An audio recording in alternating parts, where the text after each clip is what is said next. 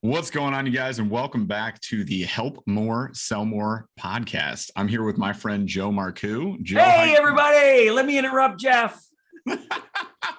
Dude, we just practiced this in the dojo yesterday, and if you guys don't know, handling interruptions with grace is like a really fun exercise when you're role playing. I thought that was really beneficial when we did that as a group yesterday, man. So thanks for rewarming me up here for it. No sweat, brother.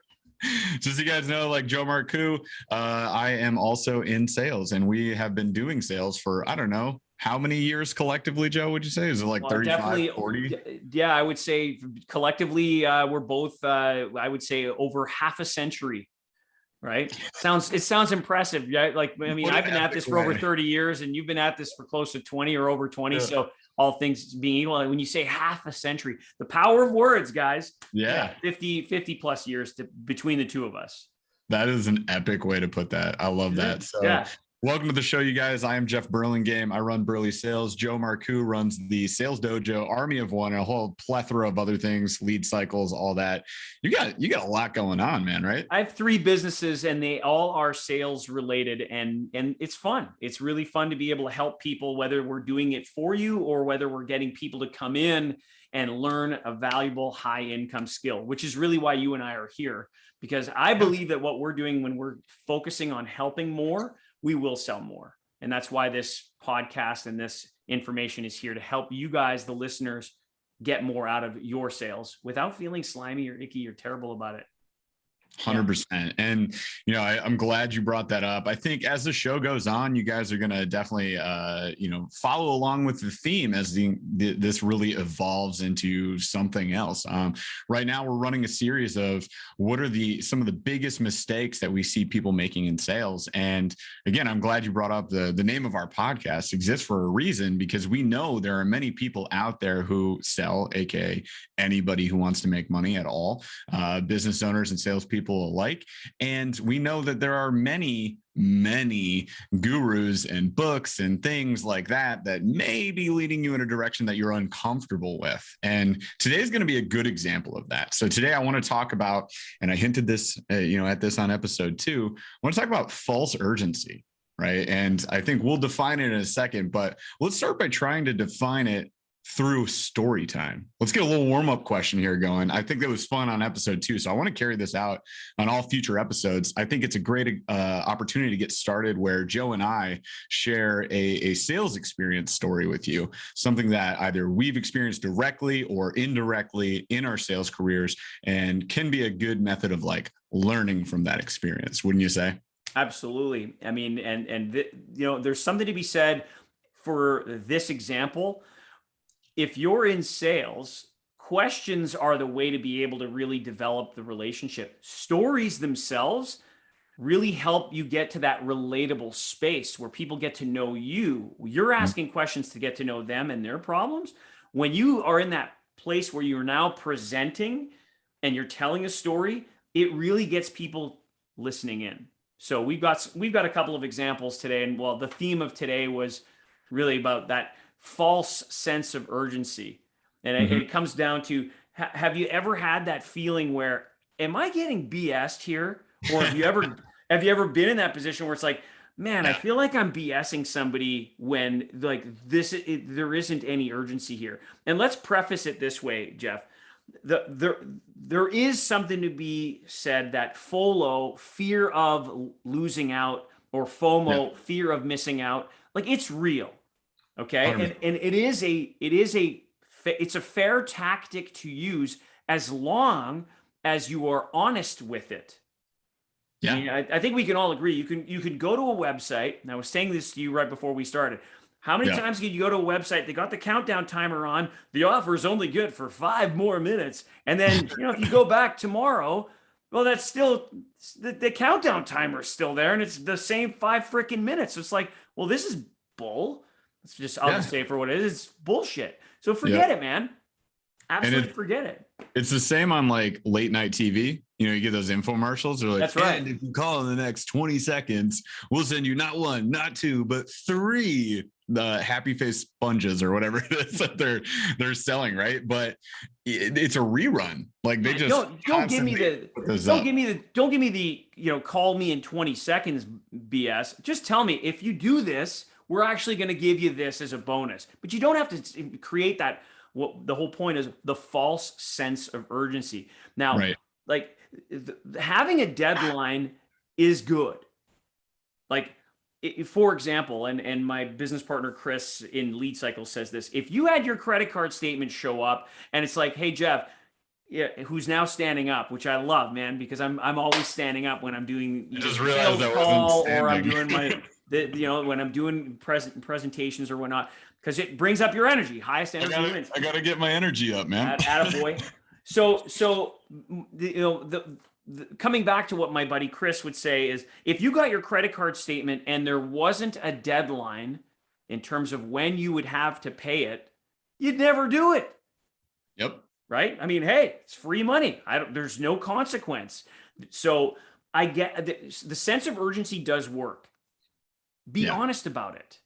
So if you're going to offer somebody something where it's like, hey, if you do this now, then that's it. It's got to be a one-time offer for them.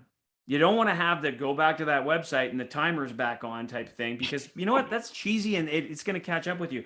And in my experience, I was a rep for a bicycle company. There was a new sales VP that came into play, and we had some inventory that they wanted to liquidate. So they put product on sale, and it needed to be done by October 31st. You needed to buy this stuff, these bicycles by X, or you weren't going to be able to get this price.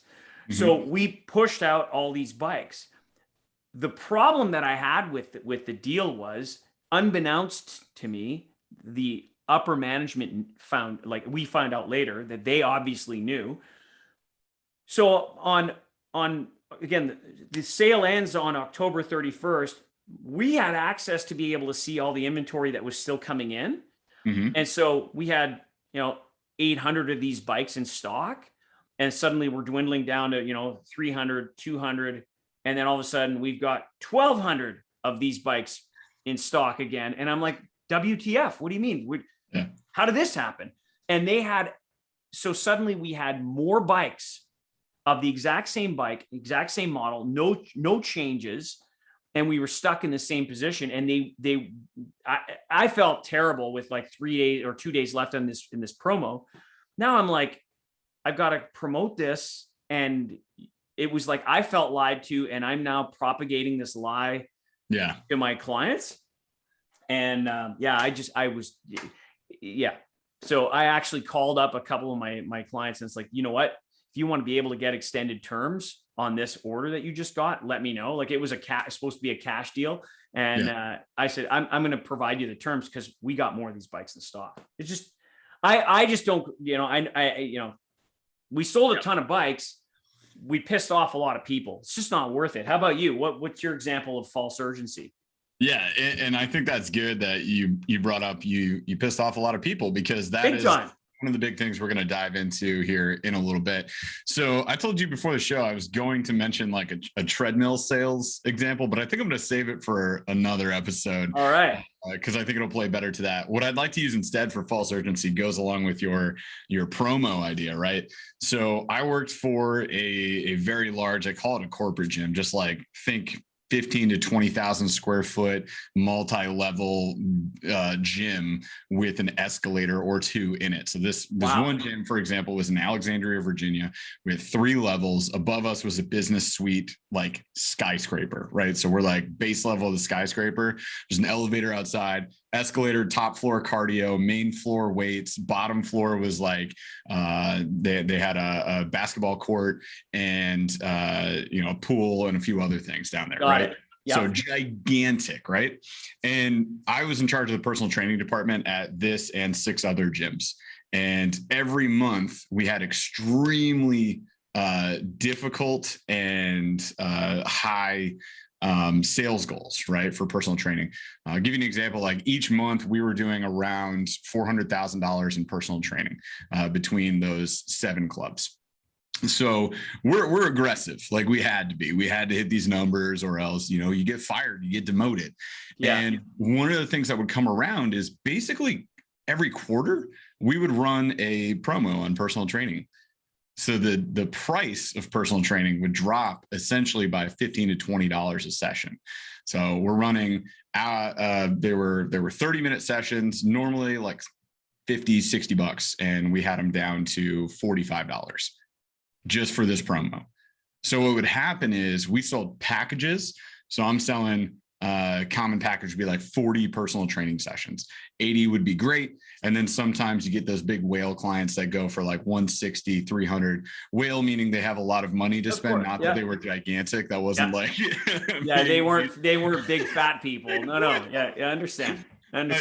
But no body shaming here. I'm just saying. No. I know who you are, man. Help first. Yeah, I got it. That was funny when it came out. All right, so they would buy a lot of sessions, right? But most people would buy like 40, 80 sessions, so they'd be expiring around this like quarterly mark. Yep. So what happened? It was we essentially did a completely unnecessary sale, and we would decrease the price, and people would wait for this promo. They'd wait for it. Right. Yeah. And this is an example of false urgency backfiring. We ran a sale to try and get more people to buy so we could hit our sales goals. And what happened was, if you looked at our analytics, if you looked at the numbers for the course of the year, our sales numbers, you would see it peaking every time we had this sale. So every other month we were working against the grain. Like we would come off of this sale, and it would be so difficult the very next month to hit our sales goals. Right, because you essentially sandbagged it. Yeah, exactly. But we created an arbitrary sale, like just random. We're doing this in October now. Yeah. So every October, our clients that were with us for 2 to 3 years, they'd be like, I'm not going to re-sign right now. I'm going to wait till October so I can get the best deal. And then I'll just buy like 100 sessions. False sense of urgency. Totally right. And then you end up, it's a double whammy. Your consumers end up finding out your pattern. So they know you're kind of BSing them. So they're going to wait. Because, I mean, if anybody else pays the full price, they're going to be like, oh, I got had, which is brutal. Yeah. And then the other problem is that you end up digging into your own margin. Yeah. Like, there's nothing wrong with making money if you're offering high value. So if you're a salesperson in that context where all of a sudden you're stuck and you have to discount to make the sale, you're actually doing yourself a disservice, because you're actually going to resent the people that you got them a better quote unquote deal. Yeah. The amount of work that you're doing is still going to be the same. Yep. 100%. And this is one of the reasons, like at Burley Sales and with mentorship companies that I've worked with in the past, when I mentor business owners, one of the number one rules we have is no discounts. There's no reason to do a discount. You, like you said, you are just hurting yourself. You're hurting your clients. And like you kind of dive into this race to the bottom, right? Yeah. That most people have heard that term before. Like you really are becoming a commodity, and people are going to look for the next time you have a sale, and they want a better deal. And now this deal's not good enough. And what happens is you encounter what we call like weed clients, or these clients that are not your ideal client, because they're the ones that are jumping on top of a sale, but they don't necessarily like value the service that you offer. It's more just about the price, and you don't want to be that guy. I'd rather compete against that guy and be the one that's more expensive, but I don't discount my services. I've been a big believer in, and I'm not going to say that you can't, for everybody listening, you can't discount. There are some people that will have a strategy, and that could be for another call, like having a fast action. If you're doing a fast action taking strategy where, hey, I'm going to give you something, and it could be a discount, or I much prefer to stack value. I'll give you something if you do it now. You've got to hold your guns though. Like you've got to hold your own, where if somebody doesn't take that action step in the immediate and they come back later and they want the deal, like you've got to be able to say, well, the deal was then, and unfortunately it's not now because you didn't take the fast action. So it can't be like, hey, I'm just going to give you this arbitrary discount. So, here's what's going to be interesting, guys. As you guys listen to this podcast, there will be times where Jeff and I are going to disagree, and that is okay. Yep. Right. I do. That's what it's However, all about. Of course. Well, it makes it entertaining. It makes for good podcasts and good television. So, yep. And the fact, and yeah, I mean, like I like to have negotiation strategies before I go into a negotiation, no matter what I'm selling. Because that's part of the art form of it, knowing as much data before you go in. Coming back to this whole piece of false urgency, though, if you're going to make an offer for someone with a deadline, make sure that offer, once that deadline is done, be honest about it. Once that deadline is gone, the offer is no longer on the table. Because, I mean, you lose all credibility. 100%. And I'm glad that you brought up the idea of stacking value. I think that's definitely going to be a future episode that we'll go into. And we talked about that in the dojo. And like, yes, I would be against discounting. However, stacking value is a different approach that I can more or less get behind, right? And essentially you're saying, like, instead of taking it directly off your invoice, if we do this value stacking, it's kind of like, for me, for example, if I added a one-on-one sales coaching call on top of my program. So like if you bought my program for $9.97 and you're like, hey, can I get like a deal on this? And we'll get into objection handling, I'm sure at some point.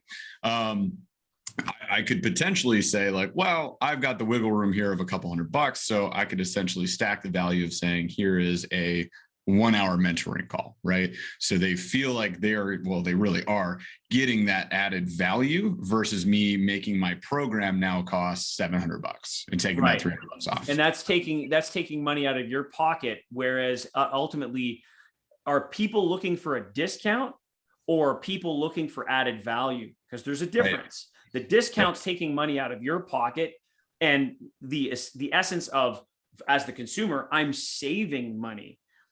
Are they looking to save money, or are they just looking to get more value? And that's a difference. If you're looking to save money, you can put something quote unquote on sale, just have a deadline, stick to the deadline, and don't use that same sale price tomorrow. Because that's the problem of false sense of urgency. It's a bunch of crap. If you're gonna now, and then there's also different ways to skin this. And I've seen this even in just recently, where it's like, okay, there's a product, it's available, it's $4.99, it'll never be $4.99 ever again. And then 3 months later, it's $4.97. Yep. And it's like, well, that's that shade of gray. And I'm like, yeah, you know what?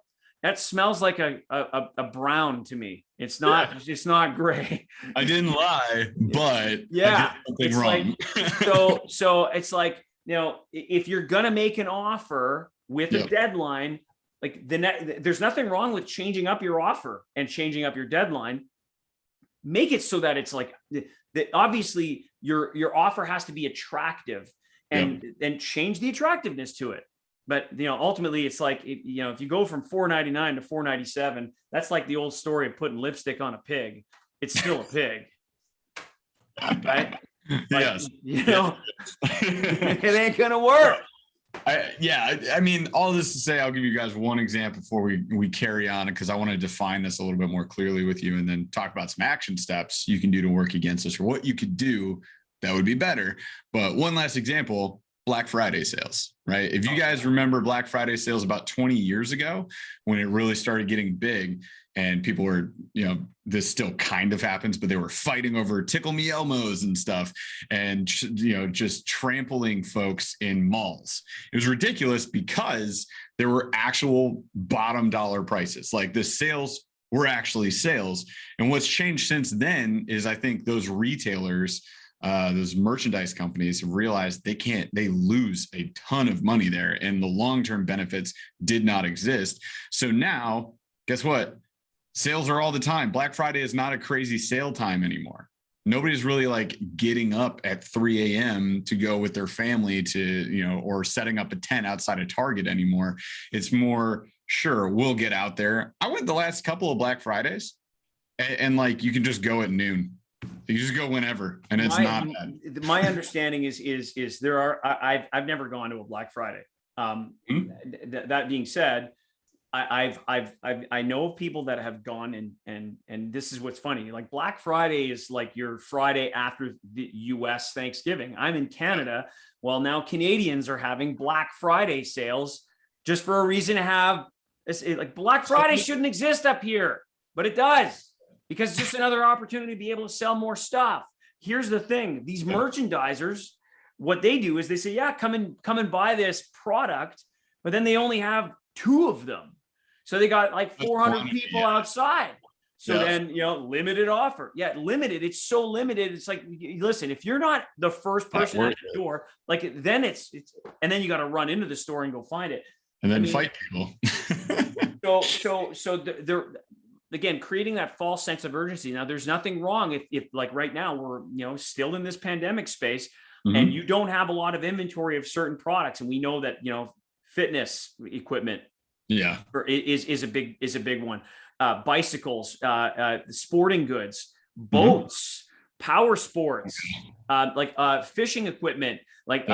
You can't, there's a lot of this stuff, even automobiles, because of some of the things that have happened due to the factories, you can't get products. So yes, there is actual urgency on this. That's real. Yep. That is real. And because the demand is so high and they have limited inventory, guess what?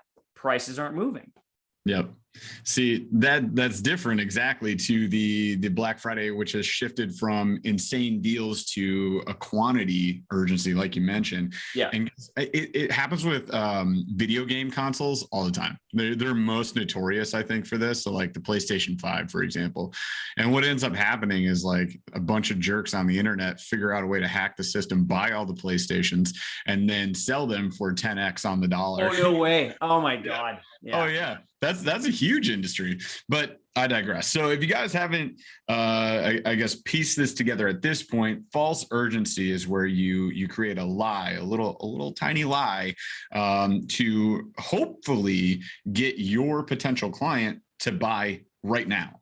And you're doing something like saying, this price is only good now. If you sign this contract today, I'll lock you in on this rate. I gave you guys my roofing example last episode where the guy said shingle prices are going up tomorrow. And then we called him back and said, we're not doing this. And he said, oh, well, if you sign next Monday, it's fine too. So he made up a story. He lied to get us to sign a contract that day. And what we're getting at here is that this is bad. This is essentially the wrong way to sell. There is a way better way to sell that works. I would say better, because not only does it work well enough that your closing percentage should be the same or better as making up lies to get people to buy, but your long-term relationships are not damaged. And that's kind of the big thing with sales, is a lot of people getting in sales think that making that sale that day, that one sale right now, is the most important sale. And yes, it gets you started, but no matter the industry, I believe like the most important sale is the ongoing long-term big time relationship sales. You sell again and again and again. When I was in personal training, even if they were going month to month versus buying packages, buying a package, you run out of sessions, you buy more sessions. That's another sale. But if they're month to month recurring, like a subscription, they would get their sessions. They would still need to see the value to continue that, because they could always cancel. So I'm selling every session where I'm showing up, proving the value of these personal training sessions, and, helping this person get healthier, get more fit, feel better. They need to see those tangible changes. And I need to prove myself every single session. So it's always selling. So if you want a long-term relationship with a client where they come back, even if you sell cars, real estate, like those big purchases, they'll buy another house from you in 10 years. 100%. Jeff, here's the thing. And we have a mutual friend of ours, right? Chris Cooper, who actually put up a post a few weeks back, and I loved it. And I actually took that post and I added a photograph, a meme to it, and it's hysterical. And the post was, you're not going to build up your business on a one-night stand. And even in the dating world, people will have this false sense of urgency and the lying just to be able to, get to the quote unquote finish line. Like And this is both men and women. It's crazy how people will, what lengths people will sometimes go to quote unquote make the sale, right? And the fact of the matter is if you look at it from a long-term relationship space, okay, and let's go back into products and services and whatnot. Instead of the one night stand concept, I go long-term relationship. Not only will I be able to offer my clients who I'm giving them something of value and help them and be able to sell them again and again and again. More so, you get referrals and you get more business overall. I mean, you want to scale and scale organically, right? I mean, it's not going to happen even if you've had this false sense of urgency or that even that like you have this little lie. You know what? If people feel uncomfortable, it's like, yeah, it was really great working with this person, but like, I don't want, but it was like, this person was so awesome to work with and they're honest and they tell the truth and they're on time and there's value. Like, I mean, bang, bang, bang, bang, bang. That's going to get you referrals. That's long-term. Exactly. And that's so crucial in business. And just as a salesperson in general, if you work for a company and you're a salesperson, that recurring referral business from those great client relationships can make or break you. If you want to hit your quota, if you want to hit your sales goals, it helps to have people in your corner, and people who are lied to will not be in your corner. They will not help you. You will be the salesperson at that company who struggles month after month after month to hit your numbers. And that sucks. And not only that, it gets even crazier because, again, you use the example of 20 years ago of when Black Friday was a big deal. Well, 20 years ago, online reviews weren't as prevalent as they are today. True. So now you get into the idea of Yelp, good point. Google, Facebook, and all of a sudden it's like, you know what? I bought it, but, and you know what? That gives people like, that give them the willies. It's like, nah, I don't feel good about this thing. And like, why don't people buy, right? They're afraid to make the wrong decision. So you can create the sense of urgency as long as it's real and you're honest about it. If you're turning around and you're not, and you're just going to create the same quote unquote deal the next day, like the example of that website with the, countdown timer, which is complete garbage. And people smell that stuff. Yeah. And so when you say, let's say you're a salesperson, you're working for somebody else, you're working and you could be making a lot of money working for someone else. If you end up creating these false sense of urgency situations and you change, never mind companies, or you change industries, you never know. A whole bunch of people that were your clients in a different capacity, they could still be new clients and they ain't going to buy from you because you lied to them in the first place. It's just not worth it. It's just not worth it. Yeah. Your reputation is extremely important and invaluable. And you will drag that through the mud if you do this. So just err on the side of caution here. Now, I think what would be beneficial is that, you and I wrap off maybe some better approaches to creating actual urgency or gaining commitment from a client to sign right now. And we'll just throw this one out there. Just the words you use can be extremely valuable and can really help you close the sale right now, using things like now instead of saying today, instead of saying sometime. Like, what do you think? Do you want to sign up at some point? You're saying, let's get started now. Let's get you started now, right? So just using words, we're just going to throw that out there. When you close the sale, using words like now can definitely help it as well. Another one that I want to throw out there, though, is sort of the slow burn approach that we train at Burley Sales. And I know it's something you talk about with Army of One, but it's selling on value. It is the thing I hype up the most, which is discovery calls, right? Or discovery intro type sales appointment, where we are asking many, many questions and we are digging deeper. We're sort of peeling back the layers as we have this conversation with our prospective client. So I'm asking, what is it you were hoping we could do for you? They're giving me an idea of what that is. I'm asking more questions, getting more details on what that is. And then finally, when I feel good, for example, in fitness, I've got some SMART goals. SMART, if you guys know, the acronym stands for specific, measurable, attainable, realistic, and timely. If I have goals like that, where, say in fitness, a good example would be, I want to lose weight. That is a terrible goal, right? But a smart goal would be, I would like to lose 17 pounds in the next 6 months, because at that point, my cousin is getting married and I'm standing up at her wedding. Yeah. So now we have this very specific and measurable goal that is definitely attainable. It's completely realistic, 6 months, totally doable. We can do that. So now that I have that, I can then ask, well, why? Like, why is that important to you? Yeah. Why does it matter that we lose the 17 pounds? And you can go deep. Yeah, you're going to get real deep. So, Joe, you've done this in the dojo. I added this to the Burley sales program, but the 5 whys kind of comes up. Now, we're not going to be a toddler and just go, but why? No. You've got to answer the why. Yeah. So you ask the questions in the context of the conversation. It has to flow. It has to make sense. But you can dig deep with somebody and you get to this. Everybody has this. There's an emotional tie down. Yeah. There's an emotional reason that they want the product or service that you're trying to sell. And if you get to that, that is the urgency. The FOMO that you mentioned a little bit ago is that I want it so bad. I don't want to go another day without it. Correct. Is a great way to create this desire or this urgency or this commitment to buy right now. Now, that takes a little bit more work. You really have to do a good intro. And that's something, we design in our programs. But if you do that, it also fosters an extremely long-term client relationship because you are the one that connected on this level with somebody. Let me ask you this, Jeff, and I'm asking the listeners the same thing. What do you think motivates people more?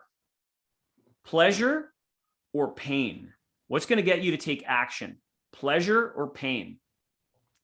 I would like to alleviate pain. Big time. Big time. So again, in the discovery process, which both you talk about, I talk about in Burley Sales, Jeff talks about it. And this is the whole thing. If we can, and good copywriting, and we're going to talk about copywriting later on in this podcast as well, because good copy gets people's attention. Well, it's the pain point. You got to do the research of who your customer is. Know your avatar, you got to know your customer better than they know themselves so that you can ask the right questions to let them know. Like some people come in and they say, yeah, I want this. And what they don't realize is that this that they're looking at is actually solving this other pain point that they weren't even aware of because you know how to ask the right questions to be able to uncover that. And then you relate with them with good stories. And then you get to the now space. When you go and ask these questions that create that understanding of, I had no idea that it's even more valuable because it's solving a pain point problem, that creates the sense of urgency because you're solving the problem and you're helping people as opposed to the deadline is now. And if you order now, you're going to get 6 more. No, thanks. You do a great sales voice, by the way. Well, the voice is great. However, I'm going to do it so that I can help people solve their pain problem or that the pain is gone and now they're having pleasure with what this is Tony Robbins stuff. And we're talking like 40 years ago. Yeah.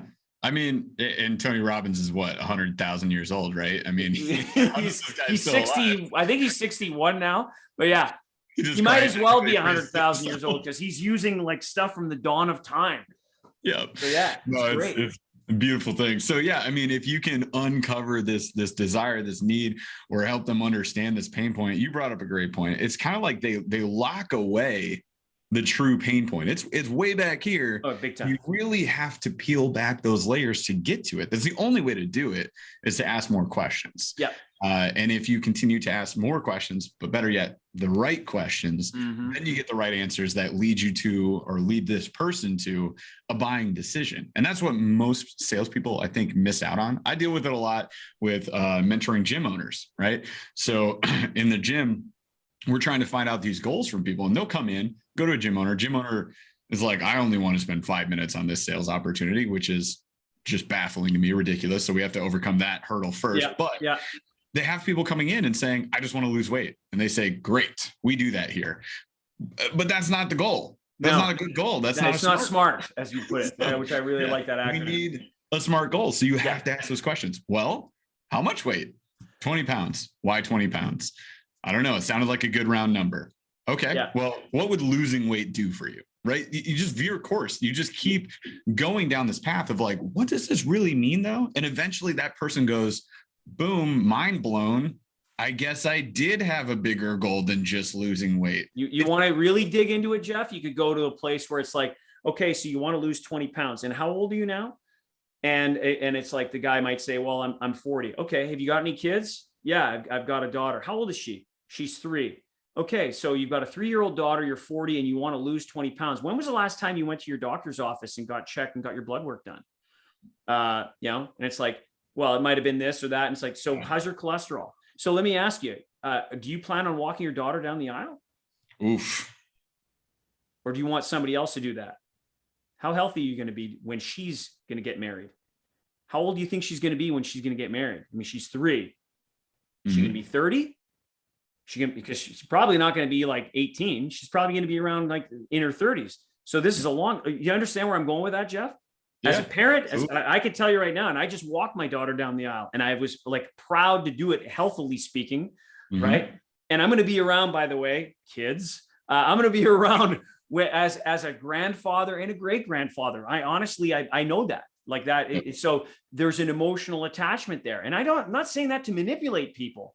I'm saying that because I know that I'm looking at it from a perspective of I want to be healthy. So I want to help somebody else be healthy if I'm in that fitness space, like you are giving the example. And that emotional trigger makes people want to take action. There's the sense of urgency. And yet what's interesting is his daughter's 3, and we're talking about she's going to get married 27 years from now. He still wants to be, we know that we have to do the action steps now to get the benefits of health long-term later. Yeah. So knowing your audience, or it's always helpful to do, say, an avatar exercise where you sort of draft up who is this perfect client and like, what are their common pain points? Yeah. I know in fitness, the very common pain point is I want to lose weight, but there's much more to that. So then you should potentially do the exercise where you map that out. You say, most of my clients want to lose weight. The average amount of weight they want to lose is this. The reasons that they want to lose that weight is X, Y, Z, right? And just map it out so you know. And then when you encounter that individual, you're prepared. And in future episodes, we could dig deeper into helping you all get better at figuring out what are the pain points. And ultimately, before you get there, we've got to be able to build a customer avatar. However, I think for this episode, we've dropped a significant amount of bombs here. We got into it. There's some gold. There's some gold in that episode.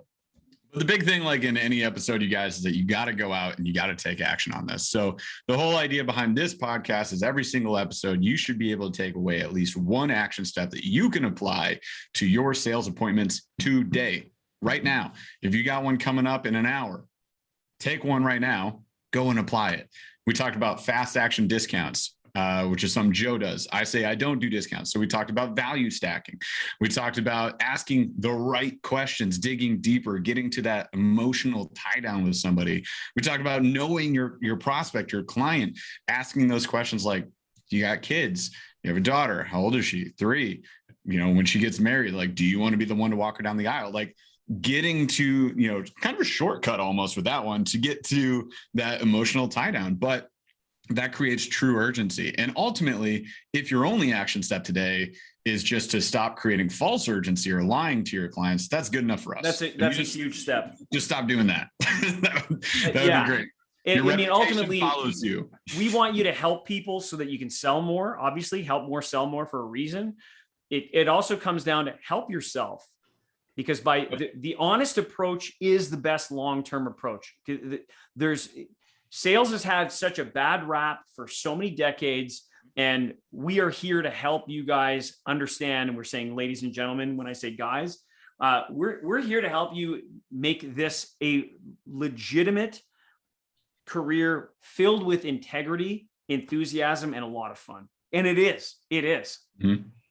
Absolutely. And it's very rewarding when you make sales based on real urgency, and real creating and finding real desire for your products and services, because you know that you've done something good. Yep. And that is valuable.